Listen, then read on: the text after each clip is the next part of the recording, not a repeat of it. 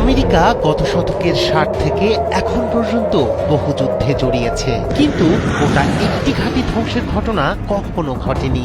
এবার সেটাই করে দেখালো ইরানের অকুতোভয় মিসাইল ফোর্স।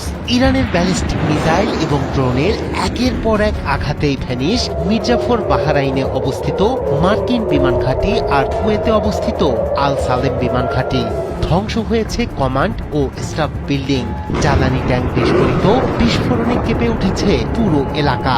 অচেনা আতঙ্ক ছড়িয়ে পড়েছে আশপাশের অঞ্চলে। এখনো ক্ষয়ক্ষতির প্রকৃত তথ্য প্রকাশ করছে না মার্কিন প্রশাসন। নিহত সেনাদের আংশিক তথ্য প্রকাশ করেছে ওয়াশিংটন। মধ্যপ্রাচ্যের এক বিস্তৃত যুদ্ধক্ষেত্র রূপ নিয়েছে ইরান আমেরিকার সংঘাত, যেখানে এক রকেটের আঘাতে লিখছে ইতিহাস। সর্বোচ্চ নেতাকে হারানোর ধাক্কা সামলে একযোগে একাই মধ্যপ্রাচ্য কাঁপানো যুদ্ধ শুরু করেছে ইরান। মোজাইক কমব্যাক্ট কৌশলে ভিন্ন ভিন্ন কমান্ড স্টেশন থেকে অতর্কিত হামলা চালিয়ে শত্রুপক্ষকে বিভ্রান্ত করেছে খামেনির মতো অভিভাবক হারানো দেশটি। যুদ্ধের চতুর্থ দিনেও বিরামহীন আক্রমণ চালাচ্ছে ইরান। দেশটির গণমাধ্যম ও ফার্স নিউজ এজেন্সির প্রকাশিত ফুটেজে দেখা গেছে বাহরাইনের শেখ ইসা অঞ্চলে মার্কিন ঘাঁটিতে একের পর এক রকেট বিস্ফোরণ, কমান্ড ও স্টাফ বিল্ডিং ধ্বংস, জ্বালানির ট্যাঙ্কে আগুন। এ নিয়ে এখনো মুখ খোলেনি ট্রাম্প প্রশাসন। এর আগে বাহরাইনে আমেরিকার নৌঘাঁটি থেকেও ধোঁয়া উঠতে দেখা গেছে। একই সঙ্গে কুয়েতের আলী আল সালেম বিমান ঘাঁটিকে লক্ষ্য করে হামলা চালিয়েছে তেহরান। ইরানি সেনাবাহিনী জানিয়েছে স্থল ও নৌবাহিনীর ক্ষেপণাস্ত্র ইউনিট 15টি ক্রুজ ক্ষেপণাস্ত্র ব্যবহার করে আলী আল সালেম বিমান ঘাঁটির পাশাপাশি উত্তর ভারত মহাসাগরে শত্রু জাহাজকে লক্ষ্য করেছে তারা।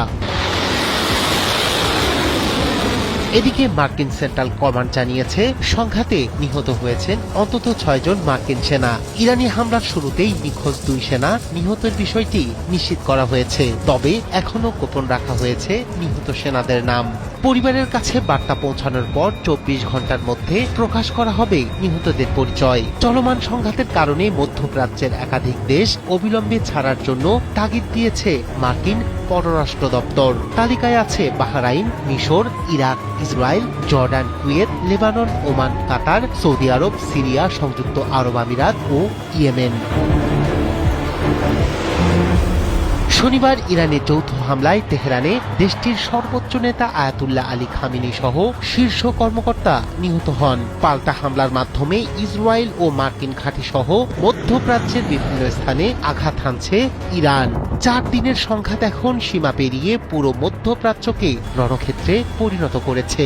একাধিক ফ্রন্টে সমন্বিত আঘাত, প্রতিরক্ষা ব্যবস্থা জোরদার, সব মিলিয়ে তুঙ্গে উঠেছে যুদ্ধের উত্তেজনা। পরিস্থিতি আরো কতটা ভয়াবহ হয় সেদিকেই নজর বিশ্বের।